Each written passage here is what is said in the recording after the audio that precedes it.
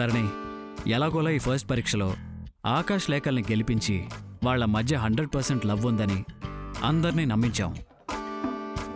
ముఖ్యంగా పెద్ద పాప ఆల్మోస్ట్ ఆల్ నమ్మినట్టే. ఇలాగే మిగిలిన 3 పరీక్షల్లో కూడా వాళ్లే గెలిచేలా చేస్తే నా సామిరంగా ఆ మంచులా కుతకుతలాడి వాళ్ల మీద విరుచుకుపడ్డం ఖాయం. అప్పుడు ఆటోమేటిక్గా నిజమంతా బయటకొచ్చేస్తుంది. అవును ఆదిత్య గారు, ఈ పరీక్ష గెలిచినందుకే మంజుల వాళ్ళని ఖాళీ బూడిదైపోయేలాగా చూసింది. ఇంకా మిగిలిన పరీక్షలు వాళ్లే వరుసగా గెలుస్తూ పోతే మొత్తం 3 పరీక్షలు పూర్తయ్యేదాకా కూడా ఆగదు అనిపిస్తుంది. ఇందాక మొహం కందగడ్డలా మారింది. నెక్స్ట్ పెండలం, ఆ తర్వాత క్యారెట్, లాస్ట్కి బీట్రూట్ లాగా టోటల్గా రెడ్గా మారిపోతుంది. వాళ్ళకేదో జరుగుతుంది, మీటర్ కరెక్ట్ కాదని అనుమానం వచ్చింది, కానీ ఎలా నిరూపించాలో అర్థం కాలేదు. నిజమే, ఎలా కాదని ప్రూవ్ చేయగలరు? నీ మీద పెద్ద పాప మీద కూడా ప్రయోగం చేశాను కదా. అందుకే ఏమీ అనలేకే ఆగారు. పైగా మీరు కారణాలు కూడా చాలా కరెక్ట్గా చెప్పారు. ఏమైంది ప్రేమ్, అంతగా నవ్వుతున్నావు? ఏం చెప్పంటావు వదినా, మీరు కూడా లేక ఫేస్ చూస్తే నాకన్నా 10 రెట్లు ఎక్కువ పడి పడి నవ్వుతారు. పాపం 1000 వాట్స్లో వెలిగే మొహం 0 వాట్స్లో డల్ అయిపోయింది. ఆ లవ్ మీటర్లో 100% లవ్ ఎలా చూపించిందో అర్థం కాక తలమునకలుగా ఆలోచిస్తూ బుర్ర బద్దలు కొట్టుకుంటుంది. అంతా తమరి ఆపరేషన్ ప్రభావం అని తెలియదు కదా.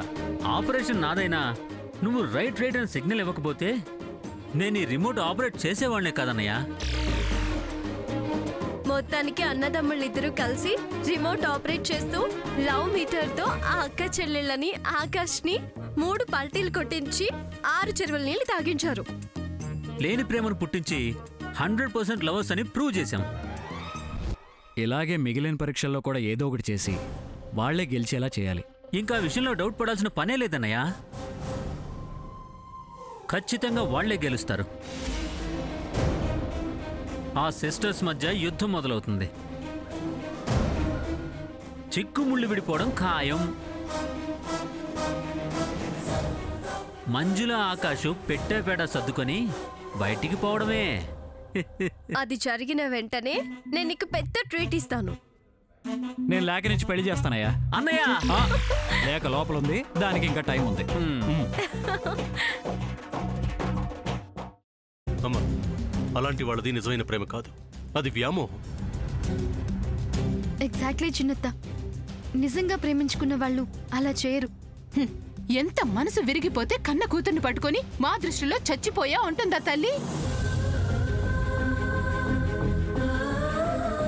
అది సరే అమ్మా, తన కూతురుతో తన మాట అనేటప్పుడు ఆమె మాటల్లో వ్యథ, కళ్ళల్లో బాధ గమనించావమ్మా? పెద్దబాబుకు బర్త్డే విషెస్ చెప్పు కూడా వెళ్ళాం కదా. ఊరికే ఎలా కాలిపోతుంది?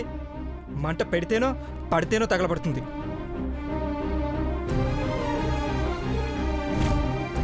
కరెక్ట్ చిన్నబాబు, నీకొచ్చినట్టే నాకు డౌట్ వచ్చింది. పార్వతే షర్టును తగలబెట్టిందనుకుంటా.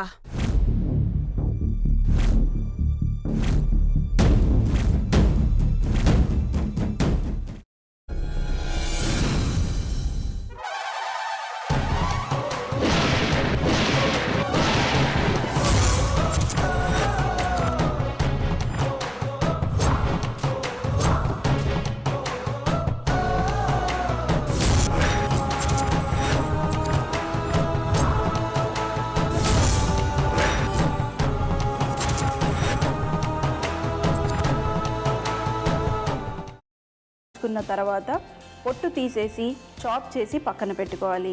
ఒక ప్యాన్లో కొద్దిగా నూనె వేడి చేసి అందులో ఆవాలు, మినప్పప్పు, శనగపప్పు, కరివేపాకు, సన్నగా తరిగి పెట్టుకున్న ఉల్లిపాయలు వేసుకుని 1 నిమిషం పాటు వేయించుకోవాలి. ఆ తర్వాత కాల్చి కట్ చేసి పెట్టుకున్న వంకాయని కూడా అందులో వేసుకుని బాగా మిక్స్ చేసి బౌల్లోకి ట్రాన్స్ఫర్ చేసుకుని అందులో తగినంత చిక్కటి పెరుగు లేదా పల్చటి పెరుగు వేసుకుని మిక్స్ చేసి అన్నంతో కానివ్వండి, చపాతీతో కానివ్వండి సర్వ్ చేసినా చాలా బాగుంటుంది.